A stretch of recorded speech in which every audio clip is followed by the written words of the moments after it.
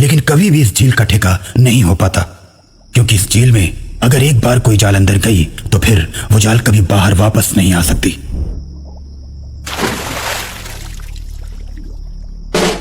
बहुत से ठेकेदारों ने इस झील से मछली मारने की कोशिश की, लेकिन हर बार उनकी जाल अटक जाती और कई मछुआरे मारे जाते। तब से इस झील का नाम भूतिया झील पड़ गया।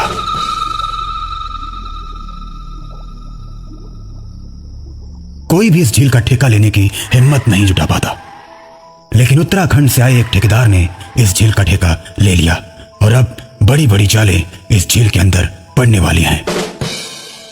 झील का ठेका होते ही आसपास के लोगों में बात होने लगती है।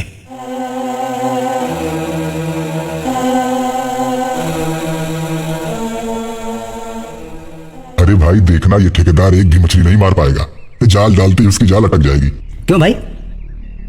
क्योंकि इस झील से आज तक कोई भी ठेकेदार मछली नहीं मार पाया, क्योंकि इस पानी के अंदर एक जिन्न रहता है। अरे वाह, तब तो खूब मजा आएगा देखने में। ये बातें करते करते दोनों आदमी वहां से चले जाते हैं।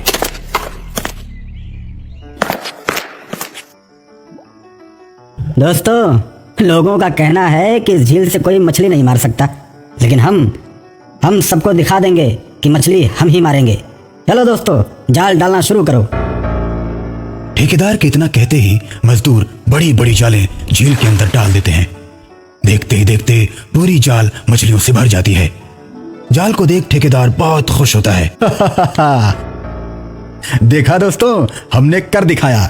ये लोग कह रहे थे कि यहाँ कोई मछली नहीं मार सकता। अब हम बहुत अमीर बन जाएंगे। और जाल बाहर निकालो, तुम सबको तुम्हारा इनाम मिलेगा। तभी एक मजदूर चिल्लाता है, मालिक, जाल अटक गई, बाहर नहीं आ रही। यह सुन ठेकेदार परेशान हो जाता है। अरे झील के अंदर कूदो और जाल को निकालो, देखो किसी पत्थर में फंसी होगी। ठेकेदार की बात मानकर 4 मजदूर पानी के अंदर कूद जाते हैं। नीचे जाकर देखते हैं तो जाल कहीं भी अटकी नहीं है। बाहर आकर ठेकेदार को जाल के किसी भी तरह से न फंसे होने की बात बताते हैं। ठेकेदार गुस्से से आग बबूला हो जाता है। जब जाल फंसी ही नहीं तो बाहर क्यों नहीं आ रही? फिर से जाओ और जाल को बाहर निकालो।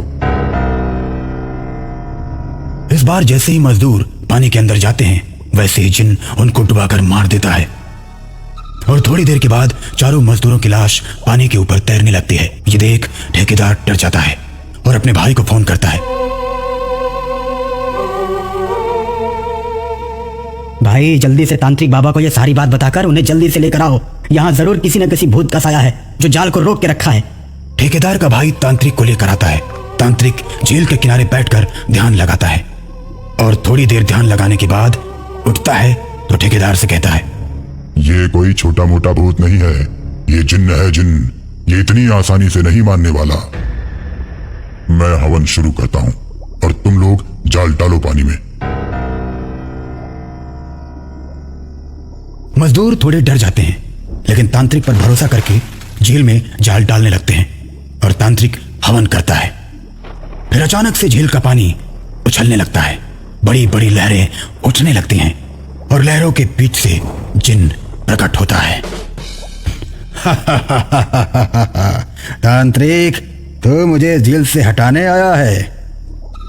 हाँ, क्योंकि तुमने झील पर कब्जा करके रखा है और न जाने कितने लोगों को तुमने मारा है। अब मैं तुम्हें यहां से भगा कर रहूंगा। मैं अपना बदला पूरा कर रहा हूं। जब तक मेरा बदला पूरा नहीं हो जाता, मैं इस झील से नहीं जाऊंगा। जिन्न की बात सुनकर तांत्रिक समझ जाता है कि इसके साथ जरूर कुछ हुआ है। तुम लोगों को क्यों मार रहे हो और इस झील से मछली क्यों नहीं पकड़ने देते? नहीं बताऊंगा। जिन्न बताने से मना कर देता है। तब तांत्रिक कमंडल का जल लेकर जिन्न पर डालता है। जिन्न चिल्लाने लगता है और बोलता है, मैं एक मछुआरा था। इस झील में जितनी भी नावें थी, उन सब में सबसे बड़ी नाव मेरी थी और मुझे मछली पकड़ने की सभी कला आती थी। सबसे ज्यादा मैं ही मछली पकड़ता था, जिससे मैं धीरे धीरे बहुत अमीर आदमी बन गया। लेकिन मेरे दोस्त मछुआरों को मेरी अमीरी देखी नहीं गई और सबने मिलकर मुझे जाल में बांधकर इसी झील में डुबो दिया और तब से यहीं जिन्न बनकर रहता हूं और जो भी यहां मछली पकड़ने आता है उसको मार देता हूं। इसमें मुझे खुशी मिलती है। जिन की बात सुनकर तांत्रिक गुस्से से भर जाता है।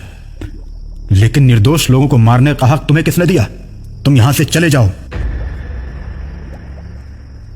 मैं यहां से कहीं नहीं जाऊंगा तांत्रिक, तू चला जा, नहीं तो तुझे भी मार दूंगा। अरे जिन, अभी तक तूने तांत्रिक की ताकत देखी कहां है? अब देख। तांत्रिक हवन करना शुरू कर देता है। हवन कुंड से आग की लपटें इतनी तेज उठती हैं कि जिन्न को अपनी ओर खींचकर हवन कुंड के अंदर जलाकर राख कर देती हैं।